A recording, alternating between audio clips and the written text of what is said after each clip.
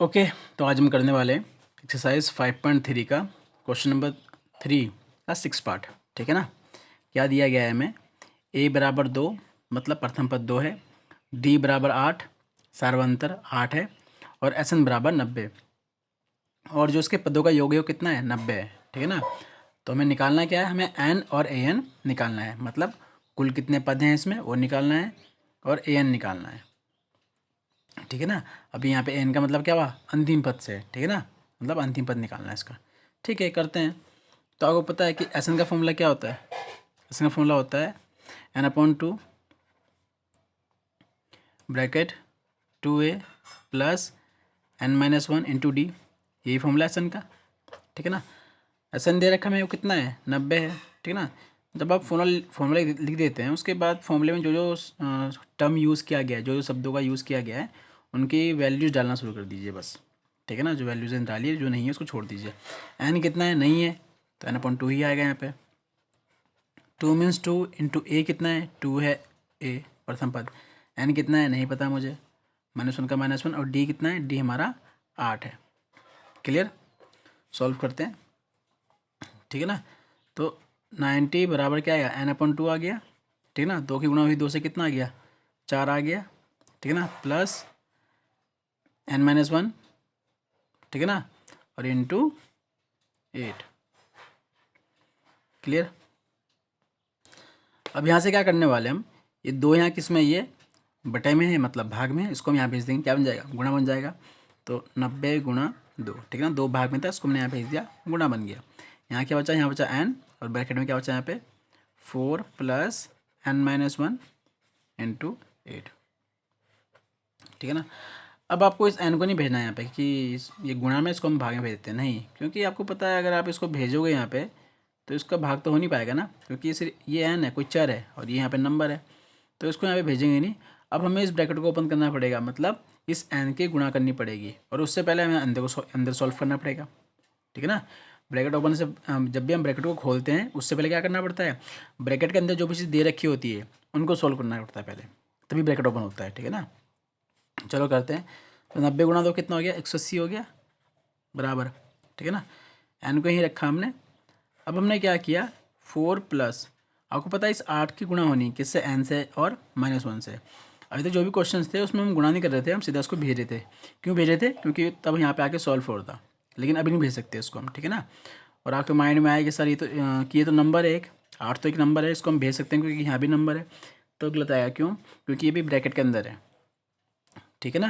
गुणा में तो बिल्कुल है, लेकिन ये ब्रैकेट के अंदर है। जब तक ब्रैकेट के अंदर के किसी भी नंबर को या चर को आप एकदम से नहीं भेज सकते, जब तक ब्रैकेट ना खुले। ठीक है ना।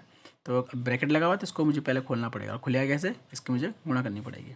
तो 8 की गुणा हुई n से, क्या बन गया? 8n। और 8 की गुणा 1 से भी कितना आ गया? 8 आ गया, और साथ में क्या आएगा? माइनस। क्लियर। नेक्स्ट 180 बराबर, अब क्या होगा? n।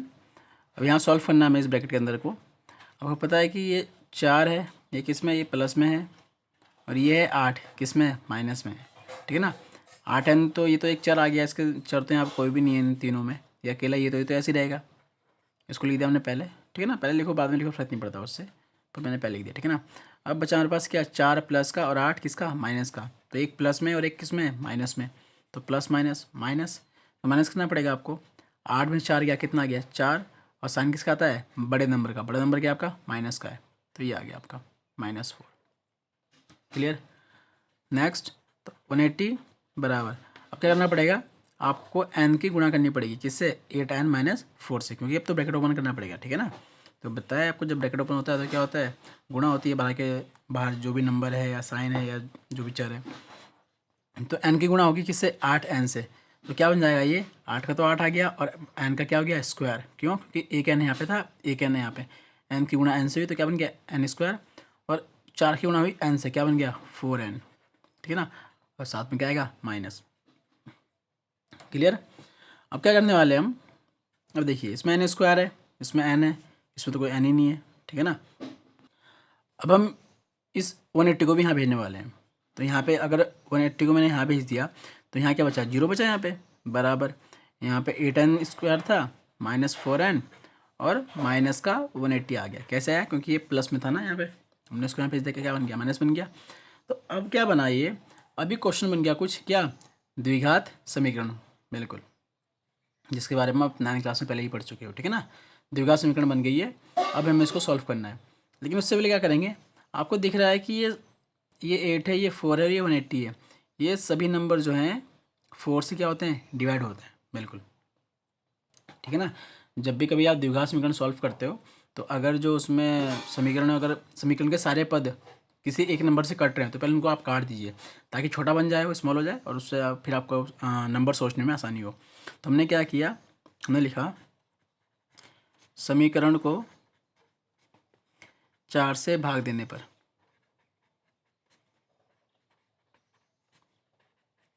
ठीक है ना।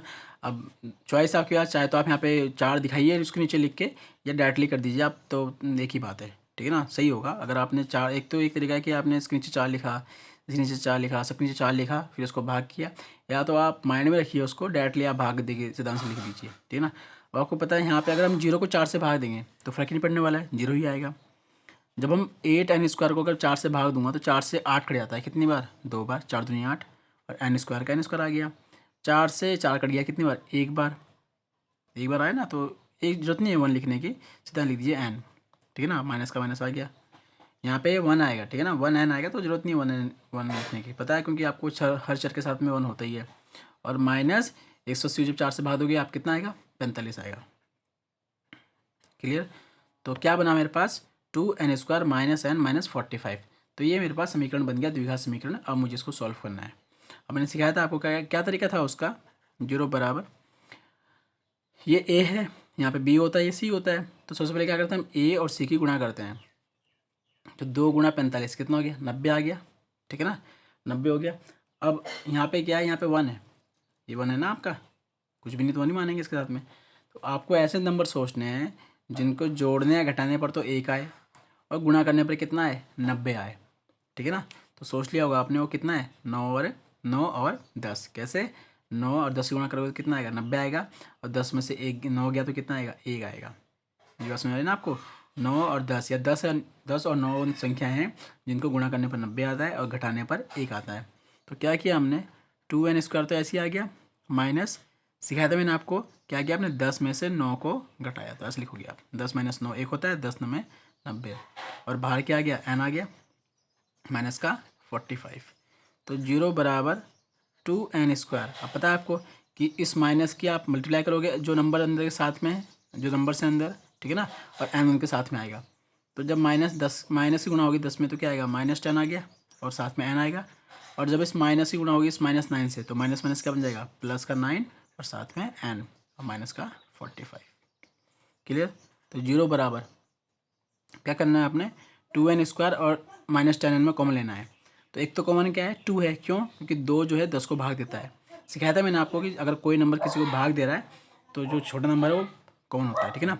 तो 2 आ गया एक तो, और यहाँ पे n² और यहाँ पे n है, तो n कॉमन हो गया, क्लियर। कॉमन लेने करके लगाते हैं, आप ब्रैकेट लगाते हैं। अब 2n² को 2n से भाग दोगे आप, तो 2 से 2 कट गया, और यहाँ पे 2n थे, यहाँ पे 1 n, तो 1 n भी कट गया, तो क्या बचेगा, ओनली n बचेगा, ठीक है ना। और 10n को 2n से भाग दोगे, तो 2 से भाग दिया आपने, 10 को कितना आ गया, 5 आ गया, और n से n कट गया, और साथ में क्या आएगा, माइनस, तो n-5 तो ये आ गया, ठीक है ना। आते हैं आगे। अब 9n और 45 में कॉमन क्या है, 9 कॉमन है, क्यों, क्योंकि 9 जो है 45 को भाग देता है। अब कॉमन, और तो बाकी तो कुछ कॉमन नहीं है, क्योंकि n यहाँ पे है, यहाँ पे तो n ही नहीं है, ठीक है ना। कॉमन होता है जो हर जगह हो, दोनों जगह हो, ठीक है ना। कोई चर अगर कॉमन तभी हो पाएगा अगर दोनों पदों में है चर, वही चर है, ठीक है ना। यहाँ पर अकेला है तो यहाँ तो है नहीं। फिर लगाया आपने ब्रैकेट। अब 9n को आपने 9 से भाग दिया, तो 9 से 9 कट गया, क्या बचा, n बचा। फिर आपने 45 को भाग दिया 9 से, कितना गया, 9 पंजे 45, और साथ में क्या आएगा, माइनस, ठीक है, मैच हो गया वैसे भी, ठीक है ना। तो कितना आया आपका, आपके पास आया, एक तो आया n-5 आया, ठीक है ना, और एक क्या आया, 2n + 9, 2n + 9, क्लियर, ठीक है ना। अब यहाँ से क्या करने वाले हैं आप, अब यहाँ से दो दो चीज़ें आई आपके पास, क्या है, एक तो है n-5 और एक है 2n + 9। तो हमने क्या किया, n-5 बराबर 0 रखा हमने, क्लियर, और एक रखा हमने 2n + 9 बराबर 0, क्लियर। जो भी आपके पास यहाँ पद आते हैं उनको 0 के बराबर रखना है, क्योंकि 0 के बराबर तो है ना, ठीक है ना। इसके पीछे कॉन्सेप्ट है वैसे, और भी आपको जरूरत नहीं सीखने की, चलो बता देता हूँ कि देखो ये क्या है, 0 बराबर n-5 और 2n+9, मतलब इन दोनों की गुणा करनी है, 0 आएगा। ये तो मतलब है इसका कि इन दोनों की गुणा होने पर 0 आंसर आता है, ठीक है ना।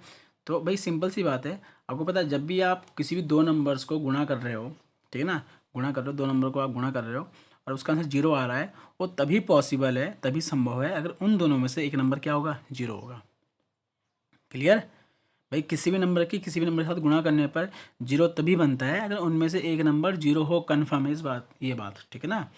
0 तभी तो बनेगा, बाकी अगर 0 के अलावा कुछ भी हुआ, 1 हुआ, 2 हुआ, 3 हुआ, माइनस हुआ, प्लस कुछ भी होगा, 0 बन ही नहीं पाएगा वो।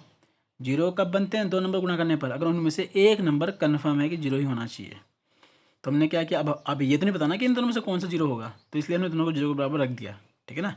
तो यहाँ से क्या बनेगा, ये क्या है माइनस का 5, इसको यहाँ पे क्या बन जाएगा प्लस का 5, तो n बराबर कितना आ गया, 5 आ गया। एक तो ये आ गया, इसको सॉल्व करते हैं, 2n को यहीं रखा आपने, ये 9 यहाँ प्लस में था, क्या बन गया माइनस का 9, और n यहाँ रखा हमने, और ये 2 को नीचे भेज दिया क्योंकि गुणा में क्या बन गया भाग में, तो n कितना क्या -2/-n/2। अब आपको पता है कि मैंने आपको सुनाया था कि n कभी भी माइनस में नहीं होता पहली चीज़, और कभी भी पॉइंट या फ्रैक्शन में नहीं होता, तो n की सही वैल्यू क्या होगी, ये होगी, n बराबर 5 है। क्लियर, बात समझ आई ना आपको, n की जो सही वैल्यू ये है, ये नहीं होगी, क्यों, क्योंकि n कभी भी नेगेटिव या फ्रैक्शन में या भिन्न के रूप में नहीं होता। क्लियर, तो n निकल चुका है, अब हमें an निकालना है, मतलब लास्ट पर निकालना है। ओके, देयरफॉर an बराबर क्या होता है, a plus n-1 into D, ये फॉर्मूला है an का। अब a कितना आपका 2 है प्रथम पद, n कितना है निकाला आपने भी, कितना आया 5 आया था, 5 - 1, और d कितना है आपका, d आपका 8 है। सॉल्व करते हैं तो 2 + 5 में से 1 गया, कितना गया 4 × 8, तो कितना आ गया है 2 + 4 × 8 = 32, 32 और 2 34 आ गया। क्लियर, तो निकल चुका है n कितना है आपका 5 आया, और n कितना है आपका 34। Okay, thank you so much.